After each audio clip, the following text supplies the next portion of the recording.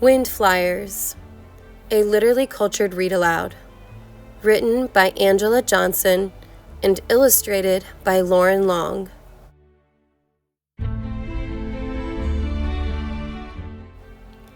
Great-great-uncle was a wind flyer, a smooth wind flyer, a Tuskegee wind flyer.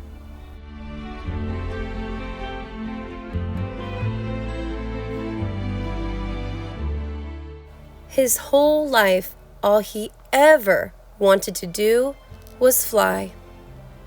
With his arms flapping, he jumped off a chicken coop when he was 5.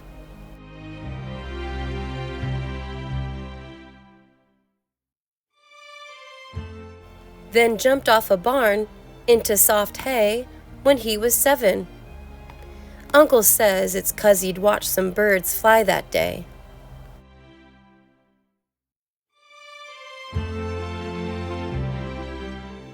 When he was 11, he paid 75 cents to go up with a flying barnstormer.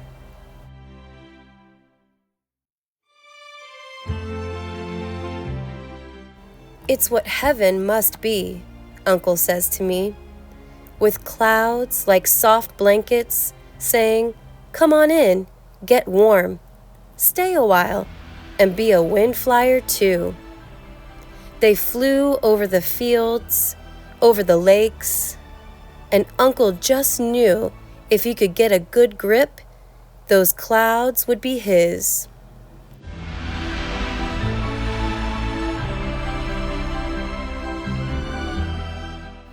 He cried when they landed, because then he knew what it was like to go into the wind, against the wind, beyond the wind.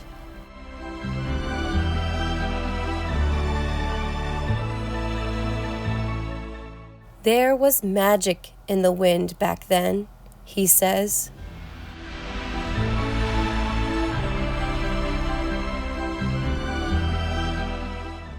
When he was older, Uncle became a Tuskegee airman with the 332nd.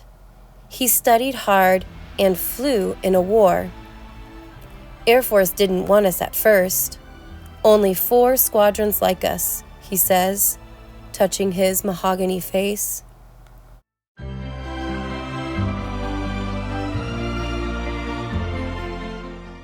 And when his plane left the red Alabama dirt and flew in the air, he hoped he would never come down.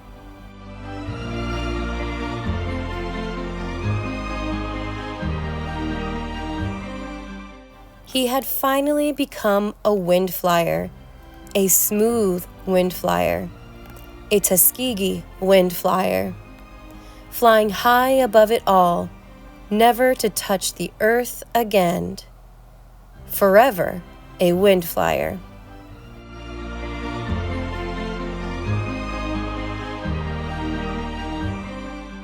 When I ask him if it was a big war, Uncle says, "They all are, but that's over now."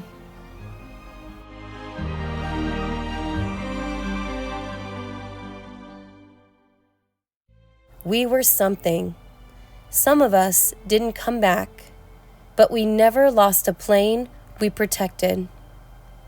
Then Uncle points at the picture of him and the wind flyers, those smooth wind flyers, those Tuskegee wind flyers.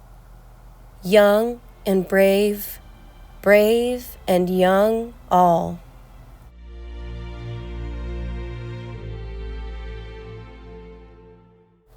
Uncle crop dusted some right after the war. That's the only way he could still fly, the only way he could still catch the clouds and feel the wind. He says flying is different now, though.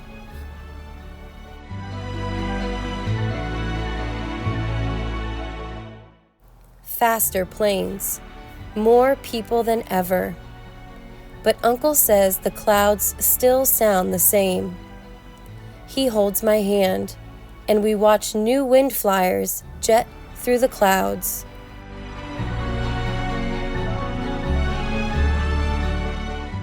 Then, once in a while, he takes me up, and we become the smooth wind flyers. Tuskegee wind flyers, flying into the wind, against the wind, beyond the wind, the magical wind.